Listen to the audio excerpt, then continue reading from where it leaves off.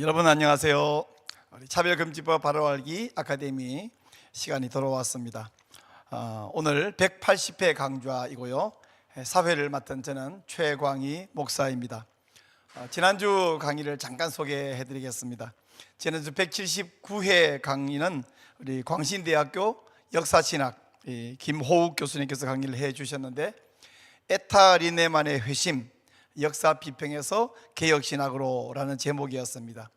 에타 리네만, 어떤 분에게는 익숙하고 어떤 분에게는 익숙하지 않을 수 있는데, 에타 리네만은 독일 브라운시바이크 대학 신학부 종교수이고 마부르크 대학 신학부 명예교수였습니다.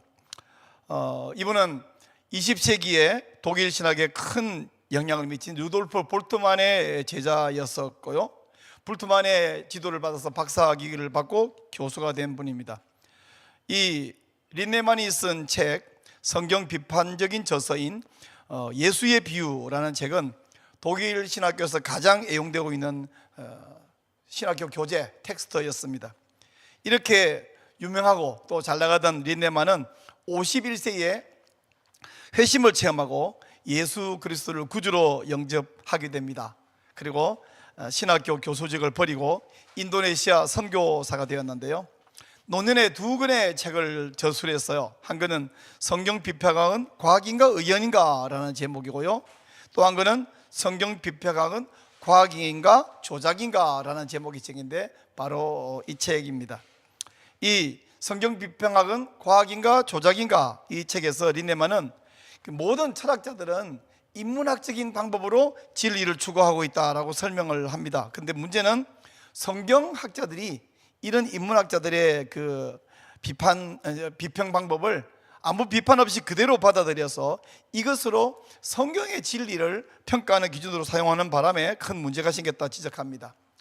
만약에 린네만이 아닌 일반인들 중에서 또 공부가 부족한 분이 이런 철학자들을 지적하고 또 비평학자들을 지적한다면 무지의 소치로 취급할 수 있겠습니다만은, 불트만의 제자인 이 에타 린네만이 이렇게 말하고 있기 때문에 아무도 이분에게 가치를 평가절하기는 어려울 것이라 생각이 듭니다. 지금 우리 한국 교회는 모든 성경의 절대 무호성 그리고 신적 권위 위에 단단히 서 있습니다만은 자유주의 신학이 다방면으로 공격하고 또 퀴어 신학이라고 하는 것까지도 공격해 오고 있습니다. 이런 시대에 이 에타 린네만의 이 책이 벌써 출판된 지 14년이나 됐는데도 불구하고 다시 조명을 받는데 이 시대에 꼭 필요한 책이고 강의라 생각이 듭니다. 그래서 지난주 강의를 혹 못 들으신 분은 우리 차바 179회 강의 김호욱 교수님의 강의 에타 린네만의 회심, 역사 비평 신학에서 개혁신학으로 한번 꼭 들어보시고 이 책도 기회 있으면 일독하시기를 권해드립니다. 오늘은 180회 강의입니다. 오늘 강사는 법무법인 저스티스의 대표 변호사이신 지영준 변호사님이십니다. 우리 지영준 변호사님께서는 그동안 성혁명 또 이 반기독교 정책들과 가치관에 맞서 싸워오신 귀한 분이십니다.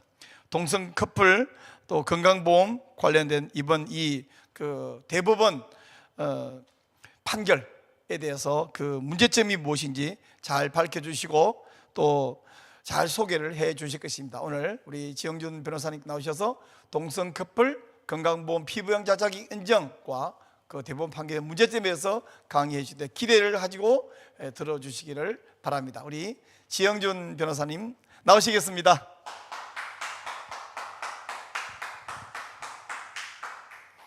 예, 반갑습니다. 방금 소개받은 지영진 변호사입니다. 기도하겠습니다.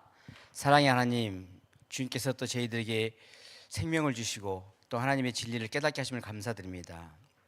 이 금요일 오후에 또 주님의 또 진리를 배우기 위해서 이 자리에 또 서 있는 우리 영혼들 주님 귀하게 여겨주시고, 특별히 아버지 하나님, 우리가 혼란한 시기에 살고 있습니다. 아버지 하나님, 특별히 위에 있는 권세에 복종하라고 하고 모든 권력이 주님께로 나오지 않은 것이 없다고 했는데, 저희들이 국가 권력에서 나오는 판결들에 대해서 저희들 혼란을 겪을 때가 있습니다. 아버지 하나님, 저희들이 지혜를 주시고 진리를 잘 분별할 수 있는 분별력을 다해 주시옵소서. 오늘 부족한 주님의 아들 입술을 통해서 말을 선포할 때 아버지 실수하지 않게 하여 주시고 주님 동행하여 주시옵소서. 이 모든 것 우리 주 예수 그리스도로 기도드립니다. 뭐 방금 우리 또 목사님께서 소개해 주신 것처럼 오늘 제가 강의는 이제 동성 커플 건강보험 피부행자 자기 인정에 관한 대법원 판결이죠. 이게 이제 7월 18일 날 나왔었는데 저희들한테는 참 큰 의미가 있고 또 앞으로 어떻게 해야 될 것인가, 또 우리 그 기독교 교회에서 이 판결을 분석하고 또 앞으로 어떻게 대응을 세워야 할까, 이런 것입니다. 발표 순서를 좀 보시죠. 이걸로 하면 되는가요? 예. 순서는 뭐 동성애와 차별의 문제, 또 대법원 판결, 이제 평등 원칙 위반이라고 했죠. 그리고 또 동성혼 판결에 대한 문제점, 또 혼인과 가족 때도 또 국회의 입법권을 침해한다, 이런 내용이고, 그리고 가장 중요한 것은 우리가 어떻게 대응할 것인가, 이런 내용을 하겠습니다. 사실 우리가 이제 지금까지 계속 이 기독교 또는 뭐 일반적인 사람들도 마찬가지죠. 특별히 차별금지법, 평등법 이야기하면서 동성애자들이 차별받는다 그러는데, 그런데 동성애자들, 뭐 양성애자들이 성소수라고 하는데 도대체 어떤 차별을 받고 있는가, 이렇게 저희들이 물어보거든요. 어떤 차별을 받고 있는 것 같아요? 근데 그 사람들이 주장합니다. 동성애자들이 차별받는 거, 동성애자들은 이성애자와 달리 같이 살아도, 동성결합관계라고 하죠. 같이 살아도 연금을 못 받고, 또 부부의 같이 동반자 중에 일반이 사망해도 상속도 못 받고, 또 보험 혜택도 못 받고, 특별히 어떤 응급 환자가 생겼을 때 병원을 가도 수술 동의를 할 수가 없다. 그리고 또 최근에 이제 신혼부부들에 대해서 주택 공급할 때 신혼부부들 혜택이 있죠. 이런 경우에 동성 동반자들 또는 동성결합자들은 혜택을 누리지 못한다, 이런 것입니다. 특별히 이제 오늘 사건은 이 연금 상속 보험, 이 보험에 관한 것이죠. 이 보험 제도에 관한 것은 우리가 이제 4대 보험 그러는데, 보험이 이렇게 4가지가 있습니다. 국민연금법, 산업재해보상보험법, 고용보험법, 국민건강보험법. 그런데 이 국민연금법이나 또 산업재해보상법, 고용보험법은 특별히 배우자를 규정하면서 배우자 안에 사실상의 혼인관계에 있는 자를 포함시키고 있습니다. 보십시오. 국민연금법 3조도 보면 3조 2항에 배우자, 남편 또는 아내에는 사실상의 혼인관계에 있는 자를 포함한다, 이렇게 되어 있죠. 그리고 산업재해보상보험법도 유족이란 사망한 사람의 배우자 해놓고 사실상 혼인관계에 있는 사람을 포함한다. 그리고 고용보험법도 수급 자격자가 사망한 경우에 미지급 구직급여를 받을 수 있는 그 수급 자격자의 배우자에는 사실상 혼인관계를 포함한다, 이렇게 되어 있거든요. 그러니까 4대 보험 중에 이 3개의 보험은 이미 배우자의 사실상 혼인관계를 있는 자를 포함한다, 사실혼관계를 보호하고 있습니다. 그런데 국민건강보험법은 좀 특이합니다. 왜 그러냐면 좀 보면 국민건강보험법은 정례에 1963년에 12월 달에 의료보험법을 제정할 때, 그때 이 부양가족의 범위에 배우자에는 사실혼 관계에 있는 자를 포함한다고 이렇게 입법을 했습니다. 의료보험법 처음 만들 때. 그런데 10년 정도가 지나가지고 76년에 법을 개정하면서 그때는 피부양자의 범위에서 피보험자의 배우자 하면서 가로에 있는 사실상 혼인관계에 있는 자를 뺐습니다. 그렇기 때문에 입법적으로 이제 그 의료보험법은 1976년 12월 달에 개정된 이후로는 배우자는 사실상 혼인관계는 안 들어가고 법률상 혼인관계만 있는 경우만 포함시킨 걸로 76년부터 그렇게 법을 개정했고, 그 다음에 이제 국민건강보험법으로 의료보험법이 개정된 이후에도 76년 이후로 똑같이 제5조 2항을 보시면 직장 가입의 배우자 해놓고 끝이죠. 거기에 사실상 혼인관계에 있는 자를 포함시키지 않고 있습니다. 근데 여기가 이제 좀 문제가 있을 수 있겠죠. 그래서 다른 보험과 달리게 왜 건강보험만 배우자의 사실상 혼인관계를 넣었다가 뺐느냐. 그러면 보세요. 다른 연금을 보면 국민연금도 배우자가 연금을 언제 받습니까? 기본적으로 당사자가 받다가 연금을 받는 수령자가 사망하면 그 배우자가 받는 것이거든요. 그러니까 결국은 이제 부양가족연금이나 유족연금이죠. 배우자가 보통 사망할 때 연금을 이제 수기하는 문제가 생기고, 또 산업재해보상보험도 보면 유족이죠. 유족. 사망한, 그러니까 자기 같이 살던 배우자가 사망한 경우에 유족연금을 사실상 혼인관계에 있는 사람한테 준다. 이것도 고용보험도 마찬가지예요. 수급 자격자가 사망한 경우, 이렇게 이제 사망자가 있는데 같이 살다가 갑자기 사망할 수가 있죠. 그런 경우에 혼인 관계가 없다는 이유만으로 그 사람의 생계를 이렇게 유지 못하게 하면 너무 좀 부당하다 해가지고 이 사망한 경우에 유족 또는 뭐 수급 자격자의 사망한 경우에 지급할 수 있는 그런 자격을 줬는데, 이 국민건강보험, 의료보험은 좀 다르죠. 이것은 생존에 있는 경우거든요. 생존에 있는데 또 보험 사고가 수시로 일어나죠. 언제든지 아프면 건강보험을 갈 수 있기 때문에. 그래서 이게 이제 건강보험은 이 보험 사고, 그러니까 아픈 경우, 질병 이런 게 너무 많기 때문에 국고에 이제 부담이 된다, 건강보험공단에 부담이 된다, 이렇게 생각하셨는 것 같아요. 그래서 76년부터 이제 사실상 배우자를 빼고 법률상 혼인관계만 인정했었는데, 여기에 대해서 이제 국가인권위원회나 국민권익위원회가 다른 보험하고 좀 이게 균형이 안 맞다, 사실혼 배우자도 포함시켜라 해가지고 국민건강보험공단이 사실혼 배우자를 국민건강보험에 넣을 수 있도록 했어요. 지침을 바꿔가지고. 그것이 이제 지침을 바꿔서 국민건강보험의 혜택을 받을 수 있는 것이 이제 문제된 겁니다. 이 사안이 그런 사안이거든요. 그래서 이 사건 쟁점은 건강보험법에는 사실상 배우자를 포함시키지 않고 있는데, 그것을 국민건강보험공단이 은혜적으로 사실혼 관계에 있는 배우자를 포함시켜 줬는데, 그것을 가지고 이제 동성 결합 관계달도 아니 법률상 혼인 관계도 아니고 사실상 배우자를 건강보험에서 포함시켜 주면 동성 결합 관계에 있는 우리도 포함시켜 줘야 되지 않는가? 이것을 가지고 이제 계속 문제를 삼는 것이죠. 그래서 이 사안이 이제 대법원까지 올라가고 이제 2024년 7월 18일 날 전원합치 선고된 것입니다. 이 사건의 사안의 개요를 보면 이제 원고들 A와 B는 남자입니다. 남자인데 2013년부터 교제를 시작했다가 2017년 2월부터는 동거를 했다고 해요. 그리고 2019년 5월에는 이제 결혼식도 했답니다. 결혼식까지 이제 해가지고 동거를 하고 있는데, 특별히 이제 원고 A는 결혼하기 전에 이제 직업이 없어서 2018년 11월부터 이제 지역가입자였다고 해요. 직장을 다니다가 이제 직장을 그만둬가지고. 그런데 이제 B는 2016년에도 직장에 있어서 그때부터 계속 직장 가입자로 유지하고 있었답니다. 이 경우에 직장을 이제 그만둔 A가 B 직장 보험이죠. 직장 가입자의 피부양자로서 자격을 취득할 수 있는가? 이것은 이제 문제됐던 것인데, 2020년 2월에 A가 국민건강보험공단에 물어봤다라 그래요.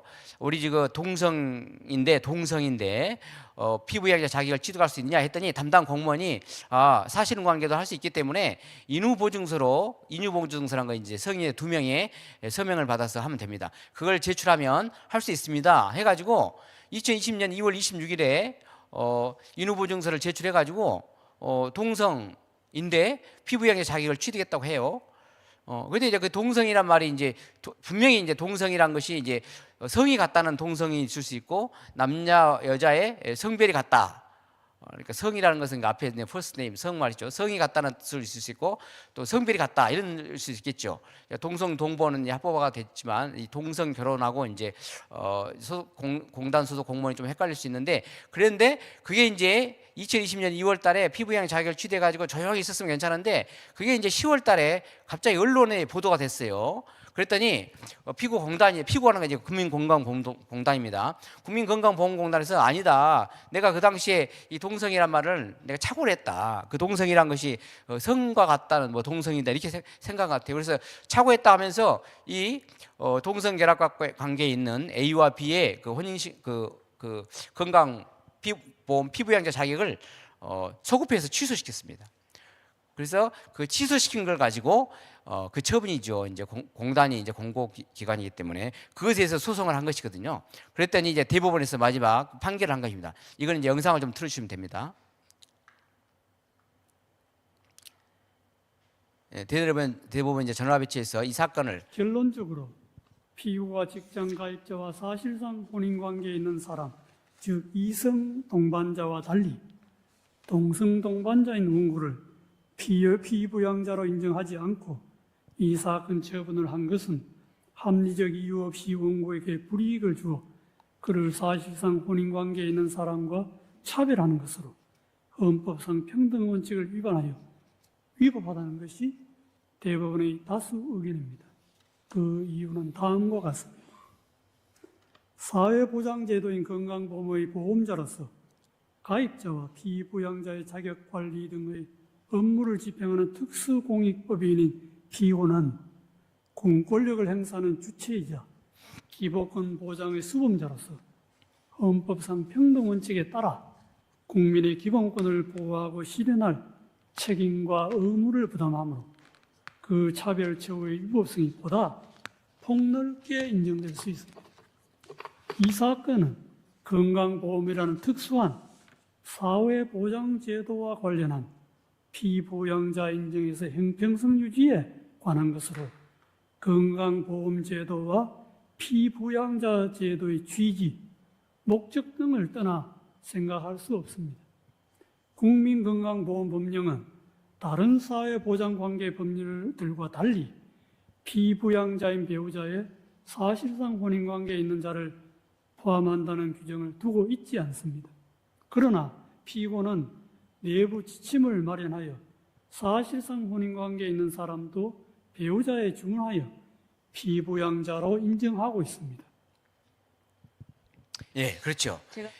그러니까 지금 이제 영상을 보셨잖아요. 이 내용은 요지를 보면 일단 사실상 혼인관계 있는 사람을 법률에는 포함시키지 않고 있지만 국민건강보험공단이 지침으로 포함시키고 있다.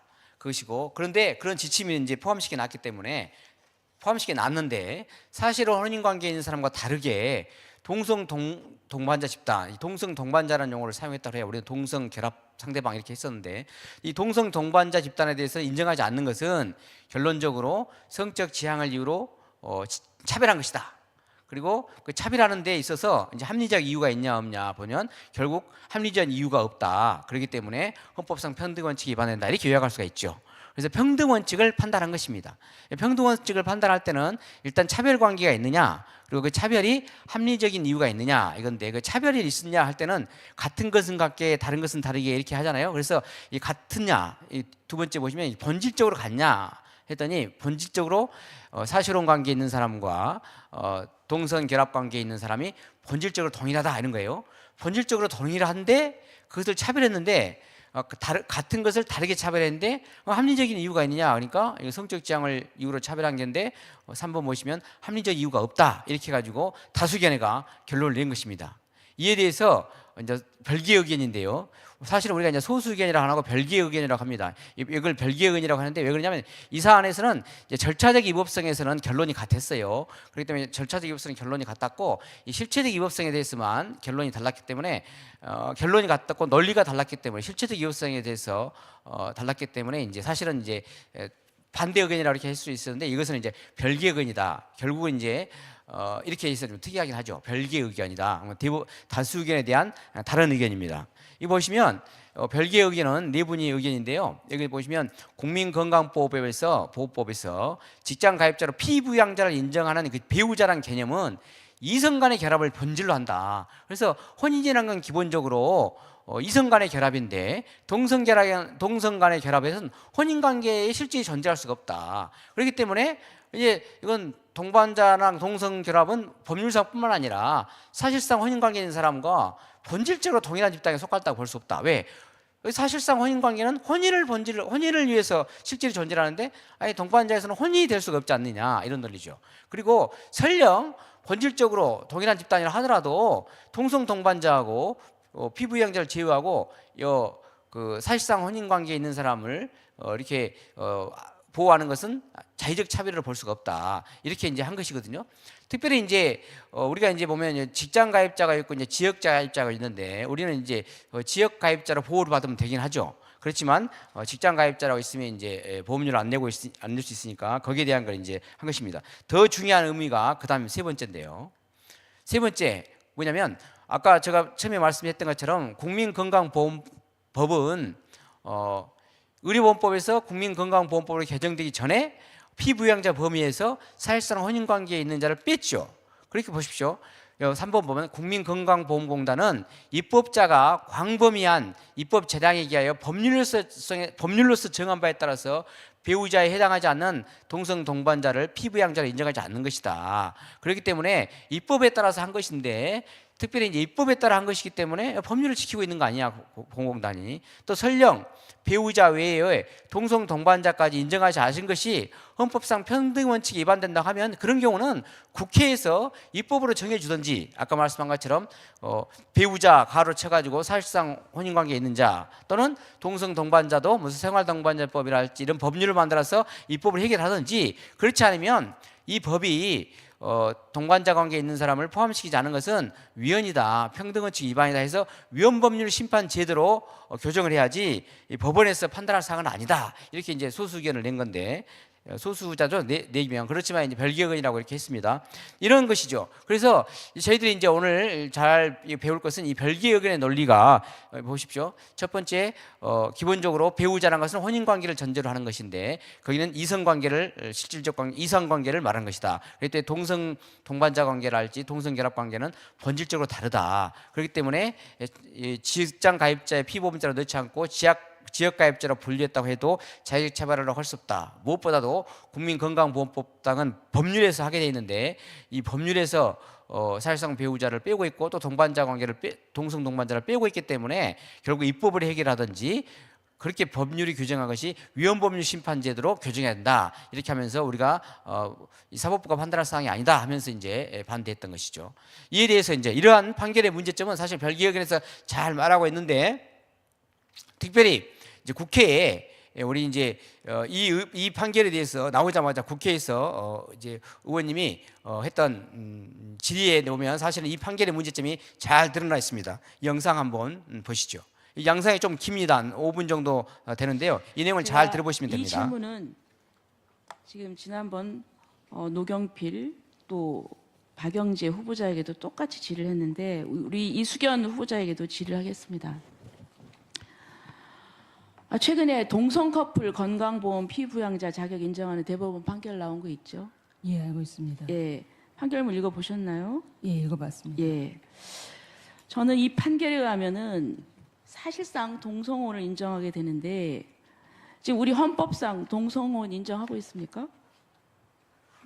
인정하지 않는 것으로 생각됩니다. 인정하지 않는 것으로 생각된다? 좀 답변이 좀 그런데요.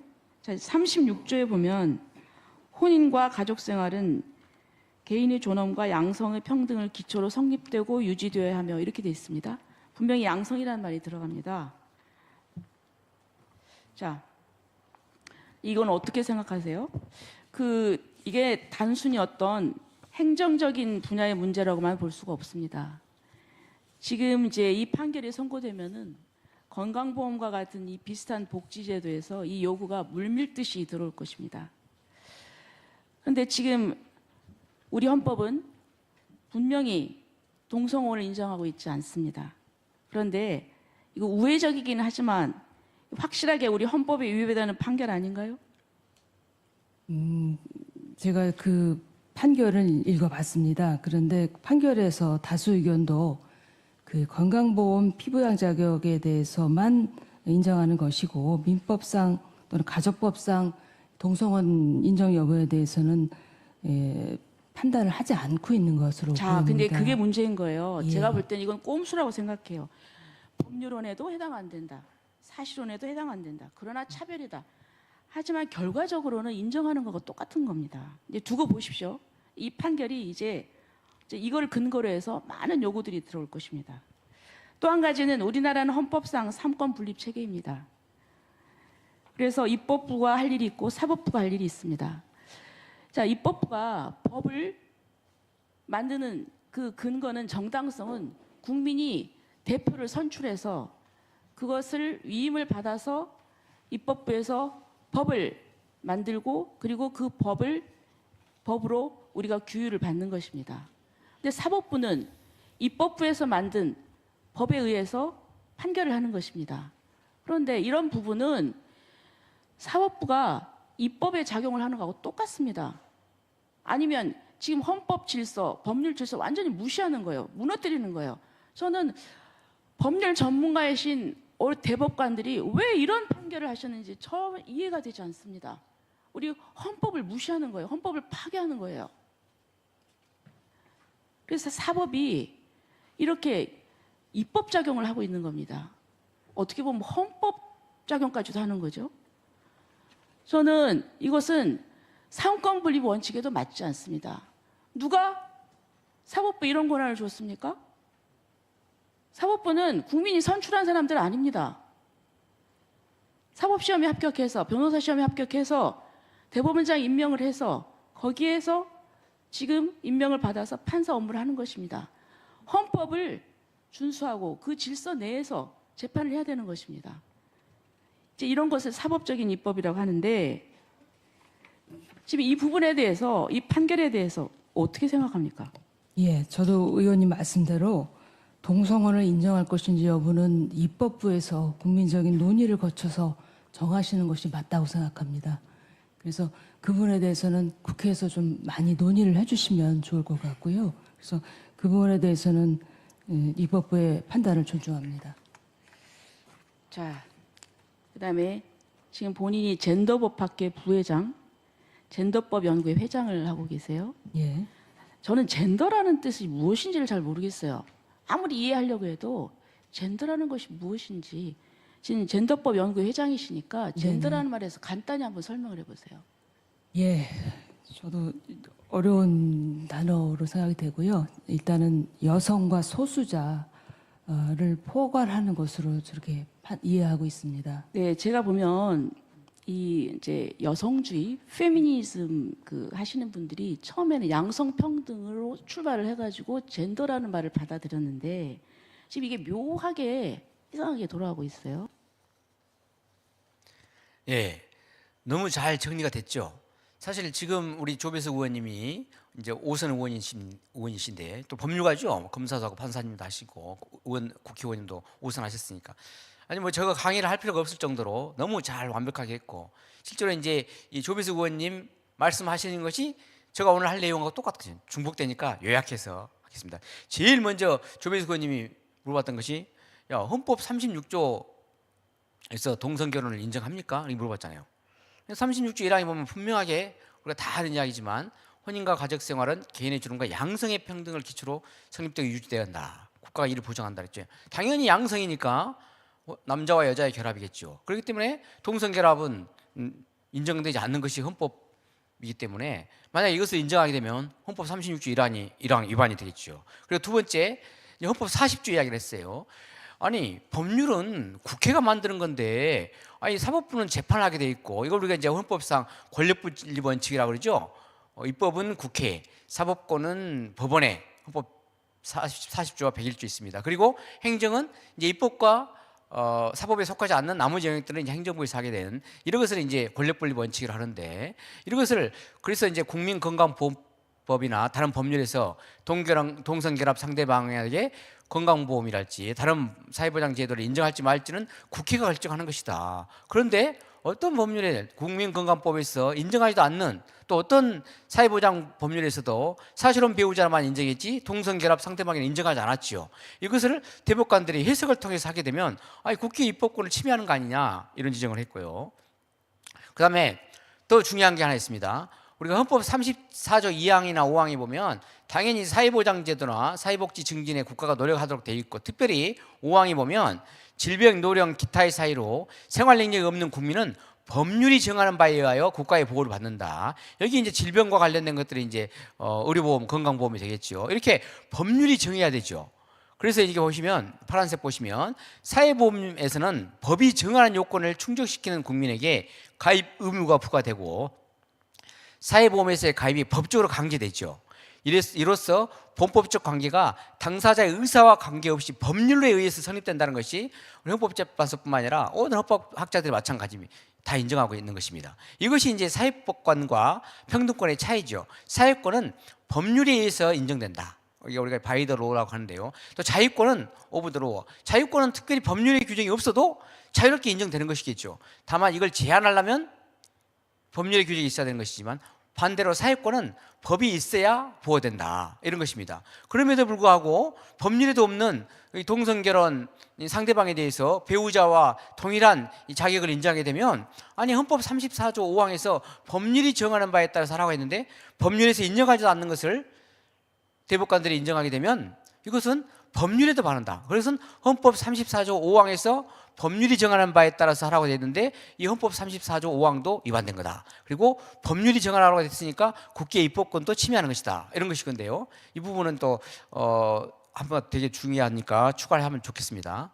그리고 이제 마지막에 헌법 3조 103조에 보면 법관은 헌법과 법률이 정하는 바에서 심판한다고 되어 있어요. 그런데 방금처럼 헌법 36조에도 위반되고 또 헌법 34조 5항에서도 또 그 사회보장제도는 법률이 정하는 바에 따라서 보장하라고 되는데 이것도 위반되고 그래서 또 결론적으로 103조에 따라서 헌법과 법률에 따라서 법관은 심판하고 되는데 이것도 위반되고 그러니까 결론적으로 제가 마지막에 요컨대 해놨잖아요. 대법원 전원합의체 판결은 대법원 전원합의체 2024년 7월 18일 선고 2023도 36800 판결에서 동성결합 상대방에게 배우자의 동일한 지위를 인정한 것은 결국 이 남자와 여자 양성결합을 전제로 한 혼인제도를 명문화하고 있는 헌법 36조 1항에도 반하지요. 그리고 헌법과 법률에 따라서 재판을 하고 있는 그 재판을 하라고 하는 헌법 103조도 위반되죠. 또 입법권을 침해하는 헌법 40조도 침해하죠. 그래서 권력분리 원칙이 위반되죠. 그래서 이러한 것들은 대법관들이 헌법과 법률에 따라 심판하라는 이 헌법에 중대하게 위반된 것이다. 이렇게 저희들이 주장하고 있는 것이고 사실 이런 내용들은 이제 저희들이 최근에 이제 국회 입법 청원도 하고 했는데 여기 이제 청원 이후에 잘 나와 있는 내용입니다. 그리고 이제 마지막으로 그러면 이렇게 헌법을 위반하고 법률에 위반되는데 그러면 어떻게 우리가 대응할 것이냐가 중요하죠. 이 부분이 참 중요한데 한번 보겠습니다. 첫 번째로 아까 우리 조배석 의원님이 이제 여쭤보니까 이수견 대법관이 되셨죠. 대법관님께서도 이 대법원 판결의 다수 의견을 읽어보면 이게 동성 간 결합 관계에서 사실상 그 혼인 관계에 준해서 보험 관계에서만 자격을 준다는 것이 이것이 전통적 의미의 혼인과 이해 기반한 가족 단절을 해친 것이 아니다 이렇게 주장을 해요. 또 법적 안정성이나 제3자의 권리를 침해할 소지도 없다. 동성 결합 관계에 있는 사람들에 대해서 건강보험을 피부양자 자격을 준다 그래서 동성 결혼을 인정한 것은 아니다. 그리고 또 두 번째 패러그래프 보시면 동성 동반자에 대해 사실상 혼인 관계에 있는 사람에 준하여 건강보험의 피부양자 자격을 인정한다. 그래서 그 인정하는 건강보험의 피부양자 자격을 인정하는 문제와 민법이랄지 가족법상 배우자의 범위를 해석 확장하는 문제는 다른 것이라고 이렇게 다수 의견에서 말을 한 것 같습니다. 이렇게 이야기하니까 조배석 의원님께서 아니다. 내가 볼 때는 그건 꼼수다. 이렇게 지금 말을 하지만 실질적으로 사실상 다 인정하는 거하고 무슨 차이가 있느냐 이렇게 말씀했잖아요. 사실 그렇습니다. 여기서 우리가 되게 주의해야 할 내용이 사실 근로는 이렇게 써 있으니까 동성결합 관계에 있어서 건강보험법상에서만 피부양자 자격을 인정한 것이지 이것이 동성결혼을 인정한 것은 아니다. 그렇기 때문에 민법상 또는 가족법상 배우자 범위를 해석 확장하는 것은 아니다. 이렇게 글로 써놓으면 그럴듯할 것처럼 보이죠. 그러나 이것은 정말 꼼수다. 왜 그럴까요? 사실상 보세요. 우리가 이 사실상 배우자 제도를 보세요. 사실은 배우자 제도란 게 뭐냐? 우리가 이제 아까 우리가 앞서서 봤지만 사실상 혼인 관계를 법률로서 인정을 해주는 사실상 혼인 관계도 법률상 혼인 관계처럼 연금에서 인정을 해주고 있어요. 보험에서 인정해주고 앞서 봤던 국민연금법이랄지 공무원연금법에서도 배우자를 사실상 혼인관계에 있는 배우자도 포함시켜 놓고 있고 보험에서도 아까 앞서 봤던 산업재해배상보험법이랄지 고용보험법에서도 인정해주고 그리고 주택임대차보호법에서도 사실상 혼인관계에 있는 자도 배우자로 똑같이 보호해주고 있습니다. 이렇게 사실혼 관계를 법률에서도 이렇게 보호해주고 돼 있고 그러면 사실상 혼인관계에 있는 사람들이 민법상이나 가족법 관계를 통하지 않고도 이런 법률을 통해서 인정을 해주고 있는데 연금이랄지 보험이랄지 주택임대차보호법에 있어서 사실상 혼인관계를 인정해주고 있죠. 그리고 또 해석상으로 방금 봤던 국민건강보험법에는 법률에서 인정하지 않고 있지만 헌법재판소도 가지도 않고 대법원에서 해석으로 건강보험에서도 사실상 혼인관계를 인정해주고 있으니까, 보험공단이 인정해주고 있으니까, 특별히 보험공단의 지침으로 인정해주고 있으니까 동성동반자 관계에 있는 이런 상대방도 사실상 혼인관계와 동일하게 인정해 줄 수 있다. 평등원칙을 가지고 하는 것이죠. 이렇게 하고 있고, 또 자동차 종합보험 약관에서도 사실상 혼인관계를 인정해 주게 있어요. 또 세법상 지방세법에 따라서 이거 우리가 이제 그 혼인관계에 있게 되면 상속세를 받거나 상속을 받거나 뭐 이렇게 받으면 세법상 이제 세율, 과세 세율을 감해해 주게 있는데, 이걸 사실상 혼인관계에도 인정해 주고 있거든요. 해석상으로. 그러면 이렇게 해석상으로도 사실상 혼인관계에 있는 사람을 법률상 배우자처럼 인정해주고 있는 제도들이 이렇게 해석을 해주고 있는데, 이것을 이제 대법원의 논리대로 사실혼관계에 있는 제도를 다 동성결합관계에도 다 확대해주면 연금도 인정하게 되죠, 보험도 인정하게 되죠, 주택임대차도 인정해주게 되죠, 건강보험도 인정해주죠, 자동차 종합보험도 인정해주게 되죠, 또 세법도 인정해주게 되죠. 하면 사실상 동성결합관계에 있는 사람들하고 사실상 혼인관계에 있는 사람들하고 아무런 차이가 없죠. 그런데 사실혼 관계도 대부분 또 법률상 혼인관계에서 인정된 것들을 또 연금보험, 주택임대차, 자동차보험, 세법 다 인정해주고 있다 이거예요. 그러면 차이가 뭐가 있느냐? 그렇지 않습니까? 그러면 혼인관계에서 인정되지 않는 게 뭐가 있어요? 그렇지 않습니까? 그렇기 때문에 우리가 법률에서 인정된 것은 이제 국회가 입법으로 정해놨기 때문에 법률에서 인정되지 않는 이 건강보험은 입법으로 해결돼야 될 것을 인정하지 않았는데 이게 해석을 통해서 인정한 것에 대해서는 우리가 문제가 있다 해서 반드시 적극적으로 대응을 해야 되지 않겠느냐, 이런 생각이 이제 드는 것이, 왜 이걸 하나 인정해주면 아까 앞서 말씀드린 것처럼 사실혼 배우자에 인정해주는 모든 제도들이 다 동성결합관계도 인정되고 되고, 그렇게 되면 실질적으로 동성결합은 동성혼을 인정하는 것과 무슨 차이가 있느냐, 이것이거든요. 그래서 우리가 이걸 어떻게 대응할 것이냐는 과연 입법부터 국민건강보험법을 차례대로 한번 봐보면 우리가 대응 방안이 나올 수 있습니다. 앞서 말씀드린 것처럼 국민건강보험법, 국회에서 만든 법에는 5조에 보면 분명하게 이 피부양자는 5조 1항에 다음 각호에 어느 해당이 하는 사람 중에서 소득 또는 재산이 보건복지부령이 정하는 기준의 이자에 해당하느냐. 그러니까 재산도 이렇게 좀 피부양자로 하려고 하면 소득 기준도 있거든요. 그러면서 다음 각호는 분명하게 직장 가입의 배우자 이렇게 되어 있죠. 직장 가입자의 배우자. 법에서는 분명하게 직장 가입자의 배우자라고 명시해 놨습니다. 그러니까 이 입법, 국회의 법률은 우리가 어떻게 개정할 필요가 없죠. 왜? 직장 가입자의 배우자는 분명하게 명시되어 있으니까. 그리고 여기 이제 소득이나 재산에 보건복지부 장관이 정하도록 위임을 해놨죠. 그 보건복지부 장관이 정하는 국민건강보험법 시행규칙은 이렇게 되어 있어요. 국민건강보험법 시행규칙은 피부양자 자격 인정 기준 해가지고 앞서 본 국민건강보험법 5조 2항에 따른 피부양자 자격 인정 기준에서 별표 1에 따른 부양 요건에 해당하는 것, 신분상 요건이죠. 그리고 별표 1의 2에 따라서 소득 및 재산 요건에 해당할 것, 이거 보면 그것을 이제 두 가지를 정하고 있죠. 그러나 앞에 벌써 보면 다시 위로 보면 국민건강보험법 5조에서 두 가지를 정해 놨거든요. 다음 각호에 어느 해당하는 사람을 하나 정해놨고, 두 번째 보건복지부 장관이 정할 것은 소득 및 재산의 기준을 정하라. 그래서 보건복지부 장관이 그 밑에 이제 시행령으로, 시행규칙으로 별표 1에 해당하는 것은 신분상으로 해당하는 사람, 직장 가입의 배우자를 정하죠.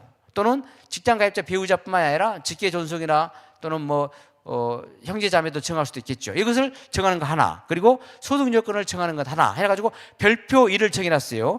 별표 1을 한번 보시면 이렇게 되어 있습니다. 국민건강보험법 시행규칙 별표 1에는 첫 번째 신분상 요건에는 배우자 해놓고, 배우자가 부양하느냐 안 하느냐. 근데 배우자는 사실 주말 부부도 많이 있고 할 수 있으니까 이 배우자는 분명히 이렇게 부양을 하든지 아니면 다른 데 있든지 비동 가든지 다 인정한다. 이것을 이제 별표에 정해놨죠. 그러니까 직장 가입자의 배우자는 이미 법에 정해진 것이고, 이것을 시행규칙으로 동거하든지 동거하지 않든지 이걸 정하는 것은 이제 보건복지부 장관이 정했는데, 더 중요한 것, 이 배우자의 범위가 과연 법률상 배우자만 포함하느냐, 사실혼 배우자를 포함하느냐. 시행규칙에는 배우자라고만 되어 있죠. 법률하고 똑같이. 그런데 국민건강보험공단이 자격관리 업무 지침을 만들어 가지고 지침에서 배우자의 범위를 법률혼 관계에 있는 배우자뿐만 아니라 사실혼 관계까지 넓혀놨습니다. 이제 이것이 문제죠. 이걸 한번 자세히 보시죠.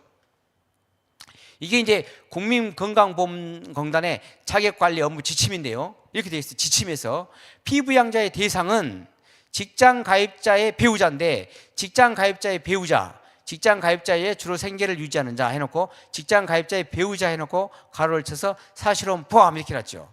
그리고 직계존속, 배우자의 직계존속. 여기는 이제 사실혼 관계는 포함되지 않지만 직장 가입자의 배우자, 배우자의 사실혼 포함 이렇게 방금 시행규칙에 없던 내용을 업무 지침으로 포함시켜놨습니다. 그리고 자격 취득일자는 사실혼의 경우에는 공단에 피부양자의 자격 취득 신고서를 제출한 날 이렇게 해가지고 그러면 자격 신고서를 제출할 때 어떤 서류를 왜냐하면 사실혼 관계란 건 무엇으로 증명할 것이냐 이게 문제되죠. 그랬더니 이 구비 서류 해가지고 사실혼의 경우 피부양자 제출 서류는 관할지사에는 문의해봐라. 문의하면 뭘 하라고 하면 사실혼 관계 인후보증서를 제출해라 그래요. 그럼 인후보증서라는 게 뭐냐면 성인의 2명의 보증서가 있으면 된다. 그리고 그 보증인의 외국인이면 안 되더라고요. 내국인의 신분증 사본을 제출해라. 그래서 사실혼 관계 인후보증서 성인의 2명이 보증을 하고 보증인들의 신분증만 붙여서 내면 인정을 받는다. 그리고 또 하나 사실혼 관계의 공증을 받거나 공적 자료는 법원의 판결문이에요. 법원의 판결문은 지금까지 모든 그 사실혼 관계를 인정했던 것은 전부 다 앞서 말했던 국민연금보험이랄지 공무원연금이랄지 또는 또 고용보험이랄지 산업재해보상보험법은 전부 다 사실혼 관계를 인정하려고 하면 배우자가 사망의 경우라 그랬죠. 연금 배울 때도 유족연금을 받을 때나 또는 산재보험을 받을 때도 미지급 급여는 유족일 때 또는 고용보험도 유족연금 받을 때 이럴 때 받을 때 보면 사망을 한 거기 때문에 법원의 판결을 받아야 되거든요. 그래서 법원의 판결을 받아야 된다. 이 법원의 판결을 받아야 되는데 그 법원의 판결의 소송 종류가 사실상 혼인관계의 존재 확인의 소 이렇게 해가지고 사실상 혼인관계는 법원의 판결을 통해서 하는 것이거든요. 그래서 다른 연금이랄지 보험이라는 다 법원의 판결을 받은 사실상 혼인관계의 증명서를 판결문을 받아가지고 제출하도록 했어요. 근데 유일하게 이 건강보험에서는 국민건강보험공단은 그 판결문도 되고 그 외에 사실혼관계 인후보증서 그러니까 성인 2명이 서명만 받아가지고 신분증 붙여서 내면 인정을 해주는 것이죠. 그러니까 다른 보험에서 법률에서 인정해주는 사실혼 배우자보다 훨씬 더 광범위하게 인정해주고 있는 것이죠. 이게 가장 큰 문제입니다. 그렇기 때문에 우리가 볼 때는 이 사실혼 배우자를 인정해 준다. 그러니까 다른 아까 국민건강연금법이랄지 고용보험법이랄지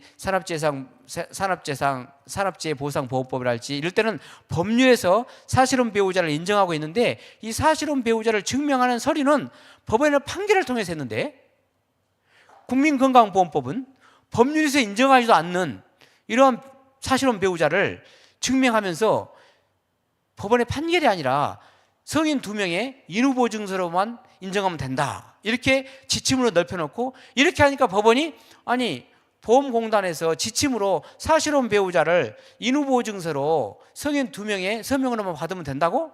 그러면 동성동반자들 동성결합도 그렇게 하면 되겠네. 그렇게 안 하면 평등원칙 위반이야 해가지고 동성결합관계에도 이 인후보증서 성인 2명이 서명만 해주면 인정해 줘버린다. 그죠? 그렇게 되면 지금까지 다른 연금이나 이런 거하고 형평이 안 맞죠. 법률에서 혼인관계를 인정해주고 있는 것도 법원의 판결을 받아서 했는데 이것은 국민건강보험은 법원의 판결도 없이 인정해준다. 그래서 우리가 이 부분에 대해서 문제를 지적해야 되겠다. 그렇지 않습니까? 그래서 어떤 우리가 이제 가장 소박하게 가장 낮은 단계에서 대응을 한다고 하면 이 자격관리 지침에서 사실혼 배우자를 인정한다 하더라도 사실혼 배우자를 다른 연금이나 국민연금법이나 또는 건강보험 산업재해보상보험법이나 고용보험법처럼 사실혼 배우자를 법률에서 인정하다 하더라도 그 증명서를 법원의 판결문으로 제출하도록 했으니까 국민건강보험법 보험공단도 사실혼 배우자를 인정하고 싶으면 법원에 판결로 제출하게 해라. 왜 다른 사제보호장 제도에서 인정되지도 않는 사실혼 관계 인후보증서로 제출하게 하냐? 지침에서 이 구부 서류를 보강을 해라, 바꿔라. 이게 이제 가장 쉽고 가장 낮은 단계에서 대응 제식이 될 수도 있죠. 그리고 두 번째 대응책에서는 앞서 말한 이 규칙 이제 하나 올라가는 거예요. 그 업무 지침에서 하나 올라가 가지고 이 보건복지부 장관이 정한 국민건강보험법 시행규칙 별표에다가 배우자 해놓으면 배우자가 사실혼 배우자가 들어갈지 논란이 있으니까 아예 배우자의 가로를 쳐서 상위 법률에 이 법률에 직장 배우자라고 되어 있으니까 이 법률과 같이 이 배우자는 당연히 사실혼 배우자를 포함시킨다고 안 되어 있죠. 그렇기 때문에 분명하게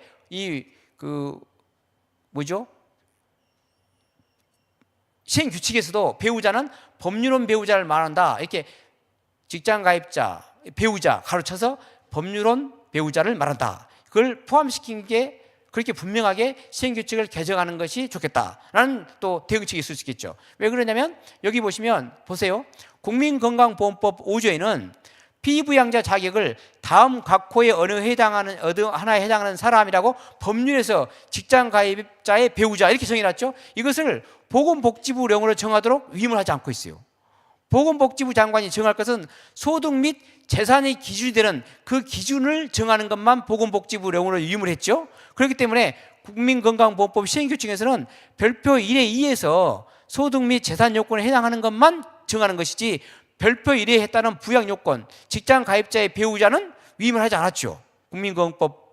건강보험법 5조에서 5조 2항에서. 그렇기 때문에 국민건강보험법에서 위임한 소득에 대한 내용만 이 보건복지부 장관이 시행규칙을 정하는 것이 별표 1에 따른 부양 요건은 이미 법률에서 직장 가입자의 배우자 이렇게 법률에서 이미 명시적으로 해놨기 때문에 시행규칙을 정할 사항이 아니다는 거죠. 그렇기 때문에 그것을 분명하게 하려고 하면 시행규칙에서 배우자는 직장 가입자의 배우자는 법률혼만 포함시킨다. 이것을 가로쳐서 배우자, 가로쳐서 법률혼 배우자 이렇게 해야 된다. 이렇게 하자는 의견이 또 있을 수 있겠죠. 그러나 저는 그럴 필요도 없다. 법률에서 배우자는 이미 국민건강법에서도 배우자라고 하면 당연히 법률혼 배우자이기 때문에 다른 사실혼 관계를 포함시키지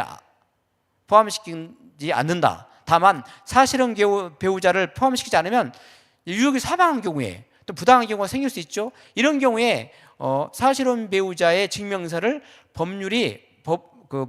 법원에서 판결을 받아서 해결하는 그런 제도로 가게 되면 사실은 그냥 배우자를 두고 사실혼 배우자를 포함시킬 수 있다 하더라도 또 사실혼 배우자의 이 범위를 법률을 판결로 하게 되면 굳이 배우자의 범위를 시행규칙도 개정할 필요가 없게 되는 것이고 또 그렇게 이제 그런 문제가 생길 수 있겠다. 그러면 만약에 이제 가로를 쳐가지고 법률혼 배우자라고 하게 되면 사실혼 배우자도 보호를 못 받게 되는 법률과 같은 이런 효과가 나는 또 이제 그런 범위가 더 축소되는 또 이런 차이가 있을 수 있겠죠. 그러나 국민건강보험법은 국민연금법이나 산업재해보상보호법이나 또는 고용보험법과 다른 점이 이것은 유족에 대한 사망자에 대한 보호가 아니라 현재 살아있는 상태이기 때문에 입법자가 범위를 줄인 이런 이유가 있기 때문에 법률에 따라서 범위를 줄인다고 하면 실질적으로 법률혼 배우자만 보호하는 건 맞다. 이렇게 하면 시행규칙에서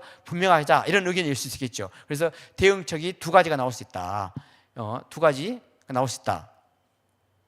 제가 이제 마지막으로 이제 하고 싶은 말씀, 결론적으로 보세요. 만약에 국민건강보험법을 그렇게 넓게 직장 가입자의 범위를 넓히면, 아니 직장 가입자를 범위를 넓히면 사실 우리는 직장 가입자에 들어가지가 않더라도 누구나 모든 국민들이 보험 혜택을 받고 있죠. 지역 가입자로서. 그렇기 때문에 지역 가입자로 혜택을 받고 있었어요. 이 사안도. 그러니까 직장이 없는 사람도 지역 가입자로 보호를 받고 있는데 만약에 직장 가입자를 그렇게 넓게 인정하면 아니 직장 가입자하고 지역 가입자를 구분할 필요가 뭐가 있어요? 오히려 직장 가입자하고 지역 가입자를 구분하면 그것이 직장에 있는 사람하고 직장 없는 사람을 차별한 거죠. 그럼 사회적 신분에 따른 차별 아니에요? 오히려 그런 논리를 가지고 헌법 그 대법원에서 말한 것처럼 평등 원칙을 그렇게 넓게 인정하게 되면 직장 가입자와 지역 가입자를 구분하는 것 자체가 사회적 신분에 따른 차별이다. 그렇지 않습니까? 합리적 이유도 없죠. 그렇게 그런 논리를 따지면 저는 오히려 직장 가입자와 지역 가입자를 구분하는 것 자체가 문제가 될 수 있다. 그리고 또 사실혼 배우자를 그렇게 넓게 인정해가지고 보험제도랄지 연금이랄지 주택 임대차 보호법이랄지 또는 자동차 보험이랄지 세법에서 다 인정해주면 누가 혼인신고 하겠어요? 다 사실혼 배우자를 인정해주지? 그렇지 않습니까? 누가 굳이 혼인신고를 하겠냐고. 그렇지 않습니까? 다 사실혼 배우자 다 배우돼요. 혼인신고를 하면 오히려 부담만 늘어나요. 왜? 혼인신고를 하게 되면 부양 의무가 생기죠. 왜? 뭐 시아버지도 부양해야 되죠. 친아버지도 부양해야 되죠. 뭐 그렇게 되면은 부양 의무만 늘어나고 또 자식도 부양해야 되고 부양 의무만 늘어나면 누가 하겠냐고. 유일하게 혼인신고를 해서 남아가지고 보호받는 게 상속이 상속. 지금까지 사실혼 배우자가 보호되지 않는 것이 딱 상속 하나가 남아있거든요. 그런데 이 상속도 사실혼 배우자도 보호해야 된다 하는 거 해가지고 헌법재판소 계속 올라가고 있습니다. 왜? 혼인신고를 하지 않았는데 갑자기 배우자가 사망을 했어요. 그런데 사실혼 배우자로서 10년, 20년 살면서 이 혼인관계를 실질적으로 유지하면서 계속 재산관계를 늘려놨어요. 그런데 혼인신고를 못한 사람이 갑자기 사고로 사망을 했을 때 그럴 때 이 실질적으로 사실혼 배우자가 그 혼인관계에 있을 때 재산을 늘리는데 20년, 30년 같이 살아서 다 혼인관계 재산을 늘렸죠. 그래가지고 그 혼인관계 재산을 늘렸는데 사망해서 상속을 받아야 돼. 그런데 배우자는 혼인신고가 안 됐다고 하나도 못 받아. 상속을 못 받아. 근데 형제자매들은 20년 동안 30년 동안 다 뿔뿔이 흩어져 살다가 상속받았다고 보니까 재산이 많아. 그러니까 그때 나타나가지고 상속받는다. 왜? 배우자랑 같이 고생해가지고 재산을 많이 늘려놨는데 그 재산을 한 번도 듣도 보지도 못하는 20년 30년 떨어졌던 형제자매들이 나타나가지고 상속해 주세요 하면 뭔가 좀 형평이 안 맞는 것 같잖아요. 그러니까 사실은 배우자는 같이 살면서 상속을 못 받아. 그래서 이것이 문제가 있다 해가지고 계속 헌법재판소에서 상속에서도 상속이 인정 안 되면 적어도 사망한 이 배우자의 재산에 기여했던 사람에게 재산 분할은 인정해 줘야 되는 거 아니냐, 이런 논리가 이렇게 해서 이제 오게 되는데, 제가 보면 이 대법원 같은 논리로 평등 원칙을 넓게 인정하면 상속도 인정되는 것은 하루아침에 인정될 것 같다. 또 지금까지 상속을 인정하지 않았던 이유가 유증이나 증여로 실질적 혜택을 똑같이 하지 않냐. 유증이나 증여를 받으면 돼요. 그런데 유증이나 증여를 하려고 했다가 갑자기 비행기 타고 가다가 사망을 했어요. 기업에 있는 큰 기업의 중소기업 사장인데 비행기 타고 가서 큰 계약을 하려고 사망한 경우에 유증 증여를 못하고 사망한 경우에 그 기업을 늘리기 위해서, 중소기업을 큰 기업으로 늘리기 위해서 헌신했던 그 배우자는 아무것도 혜택을 못 받는, 이런 건 뭔가 부당하지 않느냐. 저는 좀 그런 문제가 생기기 때문에 실질적으로 혼인신고를 하는 이유는 그런 것 때문에 혼인신고하는 거 아니에요? 그런데 지금 대법원의 논리대로 사실혼 배우자를 다 법에서 보호해 주는 것을 사실혼 배우자를 넓게 인정해 주는데 거기다가 동성 동반자까지 인정해 주면 혼인신고하는 의미가 하나도 없다. 그럼 누가 혼인신고 하겠어요? 그렇게 되면 대한민국의 혼인제도를 인정하게 된, 혼인제도를 만든 그런 의미가 무슨 의미가 있느냐. 결국 헌법에서 인정한 이 혼인제도는 무의미하게 된다. 저는 그렇기 때문에 이래서 정말 우리가 이제 실효성 있는 대응 방안을 논의를 해야 되겠다. 이렇게 하고 그 실효성 있는 방안은 국민건강보험법을 이렇게 대법원에서 해석으로 인정하는 이 부분에 대해서는 우리가 분명하게 이번에 문제를 짚고 넘어가서 제동을 걸어야 되겠다. 이렇게 말씀드리면서 강의를 마치도록 하겠습니다. 감사합니다. 제가 기도하고 마치겠습니다. 감사하신 아버지, 부족한 저를 통해서 또 우리에게 이렇게 말을 강의를 할 수 있게 하심을 감사드립니다. 아버지 하나님, 특별히 아버지 하나님, 우리가 에베소에서 말씀처럼 정말 우리가 혈과 이 땅에 우리가 현재 우리 싸움이 혈과 육을 상대하는 것이 아니라 정말 통치자들과 권세자들과 어둠의 세상 주관자들과 하늘의 악한 영들을 상대하라는 말씀이 있습니다. 아버지 하나님, 우리에게 진리의 허리띠를 진리와 의의 호심기를 붙일 수 있는 또 전신갑주를 입는 그러한 은혜를 주시옵소서. 항상 기도와 간구로 힘쓰며 진리를 수호하는 귀한 우리 동역자들 되게 하여 주시옵시고, 아버지 하나님의 동역자들 되게 하여 주시옵소서. 이 모든 말씀 우리 주 예수 그리스도로 기도드립니다. 네, 우리 지영준 변호사님 귀한 말씀 정말 감사합니다. 우리가 대법원에서 이런 잘못된 판결이 생기지 않기 위해서 지속적으로 정말 한반교회는 매주 한 번씩 화요일마다 대법원 앞에서 규탄 기자회견을 열었고, 동반연구와 여러 단체들은 또 한 달에 한 번씩 계속해서, 또 국회의원 10분의 의견서까지 제출해 가면서 그렇게 계속 규탄하면서 성명서를 제출하고 의견서도 제출하고 또 기도도 정말 많이 하고 했는데, 이 대법관들 다수 의견이라는 횡포, 우리 조배숙 의원님의 설명이 너무 정확하지 않습니까? 입법을 초월해서 헌법과 법률을 위반하면서 이런 판결을 내리는데, 이에 대해서 우리는 어떻게 지금 대처를 할 것인가 굉장히 기도하고 있고요.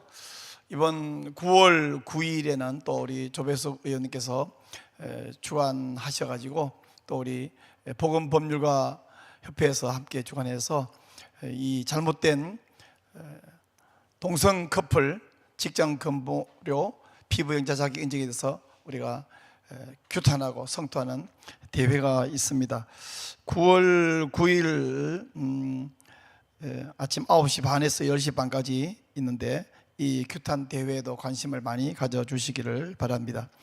이제 우리 이 성혁명 세력을 막아야 되는 이 중처대한 과제 앞에서 우리가 몇 가지 문제와 이슈가 있는 소식을 좀 알려드리도록 하겠습니다.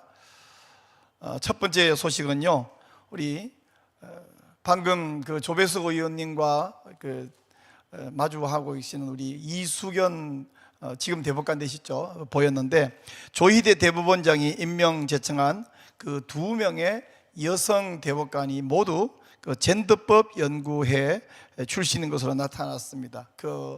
이수견 대법관은 또 거기 회장이시고요. 그리고 이미 문재인 정부 말에 임명되어 있는 오경미 대법관을 비롯해서 이번에 추천받은 2명의 여성 대법관에서 이제 대법관 가운데 3명의 여성 대법관이 모두 젠더법 연구회 출신인 것으로 나타나서 12명으로 되어 있는 대법관 가운데 3명인데, 많은 부분이 이 젠더 사상에 경도된 상태인 것을 보면서 저희들이 굉장히 염려가 많습니다. 굉장히 지금 굉장히 한쪽으로 치우치고 있습니다. 이를 위해서 우리 관심도 가지고 기도도 하고 또 규탄도 하고 또 더 나아가서 함께 바로잡을 수 있도록 해야 될 것으로 생각합니다. 두 번째 소식입니다. 지금 파리에서 2024 올림픽이 진행되고 있는데, 올림픽 개방식이 기독교인이나 일반인들이나 모두 걱정하고 성토하고 비난하고 이렇게 하고 있는데, 이 부분에 대해서 규탄하던 우리 기독교인들로 구성되어 있는 한 단체가 파리에서 체포되어서 감옥에 갇힌 소식이 있습니다. 우리 올림픽 개막식에서 다빈치의 최후의 만찬 명화를 패러디한 장면에서 드래그 퀸이라고 그러죠. 여장한 남자들이 등장해서 또 예수님을 상징하는 그 자리에 특별히 그런 여장한 남자 드래그 퀸이 등장한 것에 대해서 많은 비난이 있는데요. 이 마드리드에 있는 이 보수 옹호 단체 시티즌 고라는 이 단체가 있는데, 이 팀원 6명이 버스에다가 우리 기독교를 향한 공격을 멈추시오, 중단하시오, 이런 내용의 문구를 써서 항의 시위를 하고 있는데, 다만 기독교인에 대한 공격을 중단하라고 했다는 이유 때문에 이분들이 감옥에 갇혀서 하룻밤을 지나야만 했습니다. 지금 차별금지법이 통과되지 않은 우리나라에도 이런 대법원들이 엉뚱한 저런 균형을 잃어버린 재판도 하고 이렇게 하고 있는데, 우리도 차별금지법이 통과되면 이 프랑스와 같은 일이 벌어질 것으로 많은 사람들이, 국민들이, 또 특별히 기독교인들이 매우 염려하고 걱정하고 있습니다. 자, 세 번째 소식입니다. 세 번째 소식은요, 지금 프랑스에서 좀 전에 말한 대로 드래그 퀸이 등장한 그 문제에 이어서 두 사람의 복싱 선수가 염색체가 XY 남성 염색체를 가지고 있는, 남성 성 염색체를 가지고 있는 사람을 여성 선수로 IOC가 인정을 해준 사건이 있습니다.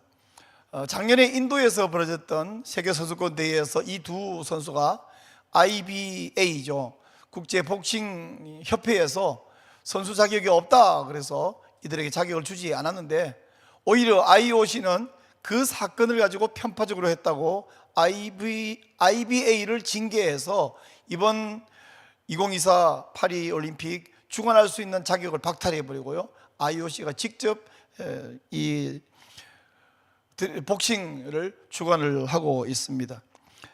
이 사건, 그리고 이 두 복싱 선수는 이미 다 메달권에 올라가 있어요. 근데 이런 기사들이 많이 돌고 있는데, 심지어 우파에 우죽이 않은 그 JTBC까지도 이 부분을 저격하면서 기사를 계속 내고 있는데요. 이런 기사에 달려있는 그 댓글들을 보면 전 국민이 예외 없이 비난 일색입니다. 우리 반동성애 진영에 있는 분들이 때로 댓글을 이렇게 달 때 보면 굉장히 정제된 용어와 단어들을 사용해서 이게 우리 편이 달고 있구나 이 느낌이 와요. 근데 이번에 이 사건에 달려있는 기사의 댓글도 보면 우리가 사용하고 있는 용어가 아닌 정제되지 않은 굉장히 노골적이고 적나라한 표현들로 마구 그냥 비난해대는 걸 보면서 이거는 우리 반동성애 진영과 관계없이 전 국민이 아주 공분하고 있구나 이런 생각이 드는데요. 그러면서 그분들이 우리나라의 차별금지 통과되면 이렇게 된다라는, 굉장히 이번에는 어쩌면 전화위복이라는 느낌이 좀 듭니다. 또 한 가지는 IBA가 그 국제 복싱 협회가 이 XY 염색체를 가진 선수에게 패한 그 여자 복서들에게 금메달 상금에 준하는 1억 3,600만 원인가요? 하여튼 그런 보상금을 우리가 주겠다 이렇게 발표를 하기까지 하고 있습니다. 전 세계에 이런 불행한 이 프랑스의 이 무리한 이런 일 때문에 오히려 반동성의 정서가 일어나고 있고, 특별히 우리나라 안에 이런 그 많은 경각심을 부르고 있다는 사실에서는 일종의 전화위복이 아닌가 이런 생각이 드는데, 하여튼 이 어이없는 사건이 전 세계 그 이 화합의 장, 화합의 축제라고 하는 이 올림픽에서 벌어지고 있다는 사실이 참으로 안타까운 현실입니다. 네, 이제 다음 주 강의 소개 전에 중요한 사건 몇 가지를 소개해 드리겠습니다. 우리 차바, 차이성에 이어서 성수협, 모든 성경의 신적 권위 수호 운동 협회, 줄여서 성수협인데, 성수협 창립 예배와 창립 총회가 8월 20일에 이 자리에 차바 이 강의실에 써 있습니다. 그래서 8월 20일에 10시 20분부터 예배를 시작해서 또 11시 20분에 창립 총회를 하고요.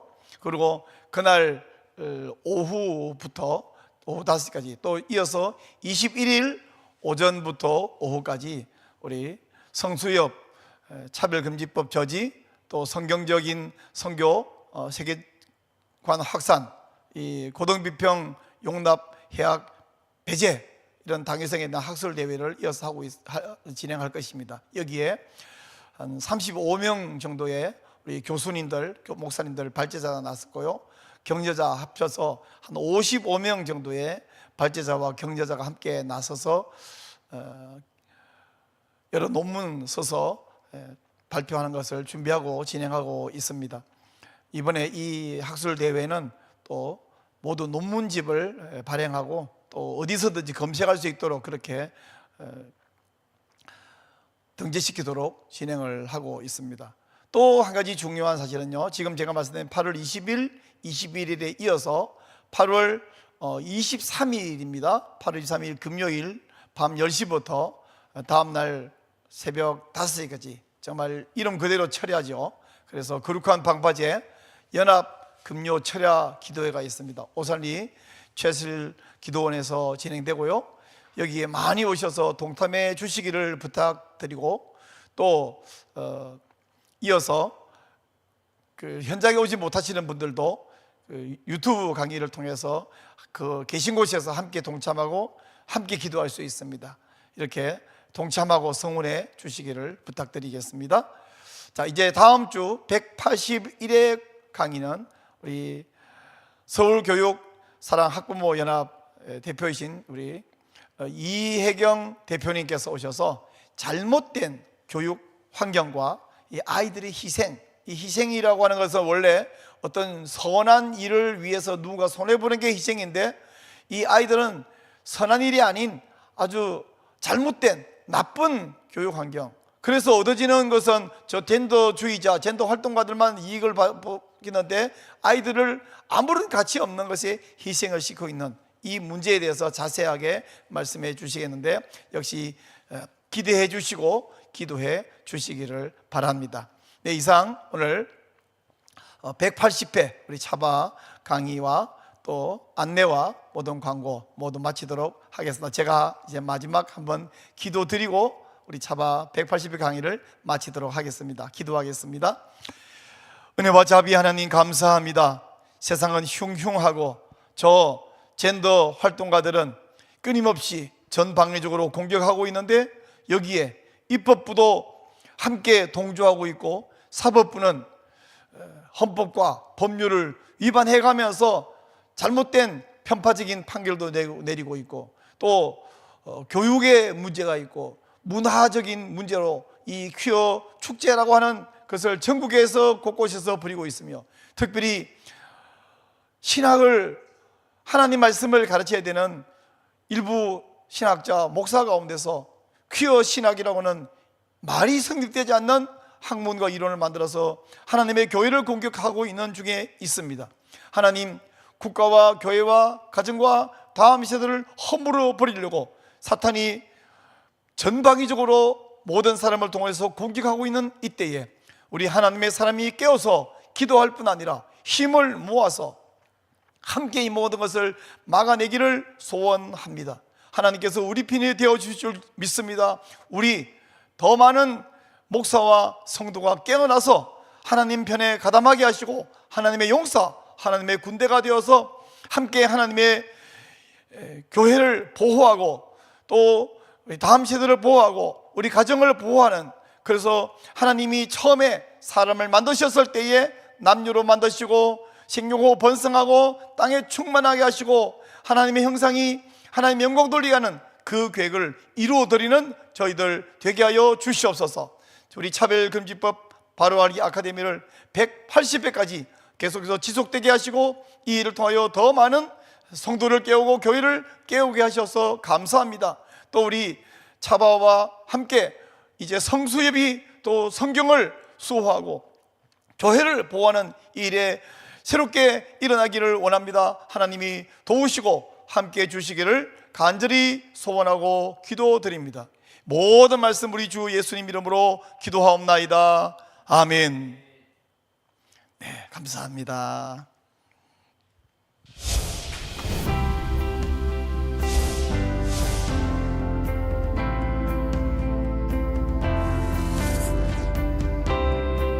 채널 공유운동, 유튜브 채널 공유운동에 대해서 말씀을 드리겠습니다.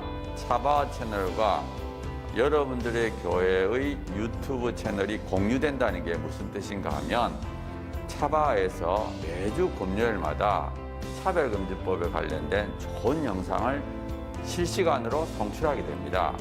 차바와 공유된 여러분들의 교회 유튜브 방송에도 저희들이 영상이 실시간으로 송출되게 됩니다.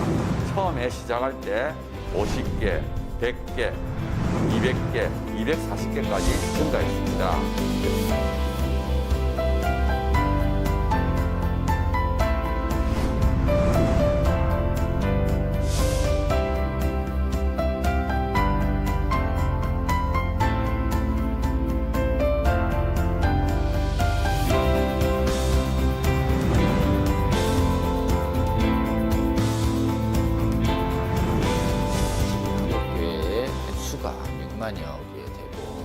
채널을 10,000개라고 보면 그 10,000개 중에 10%, 1,000개가 되면 이 1,000개 채널이 나머지 10,000개에 영향을, 10,000개 채널이 10,000개 교회가 나머지 6만 교회에 영향을 미칠 수 있다. 저는 그렇게 생각합니다.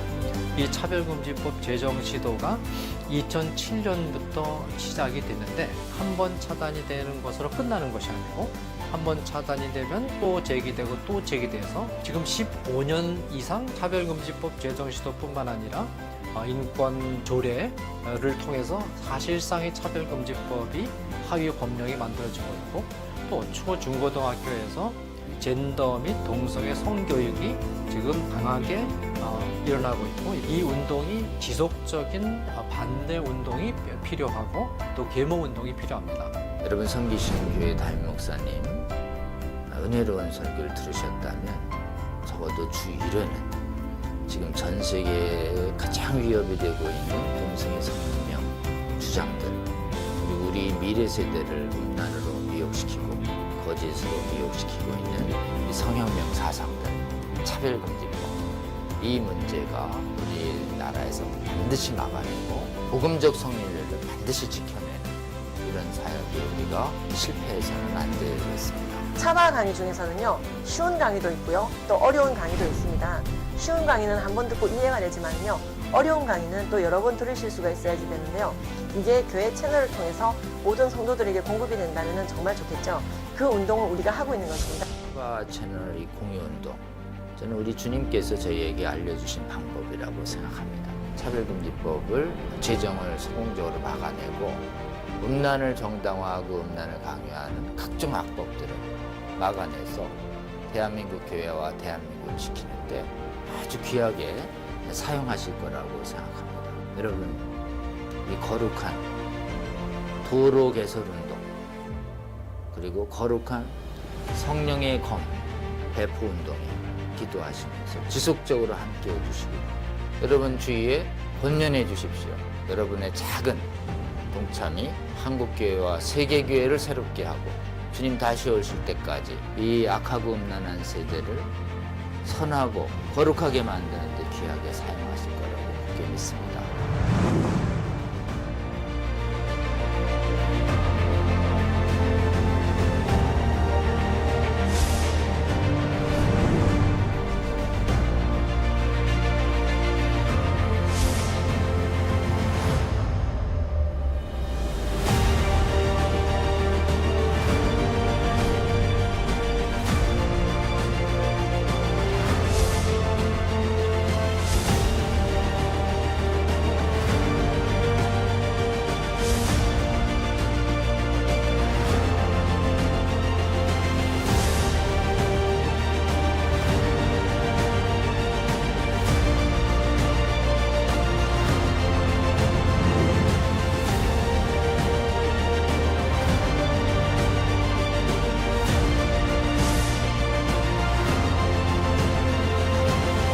차바 채널 공유 채널 공유 운동에 차바 채널 공유 운동에 꼭 꼭 꼭 부탁합니다.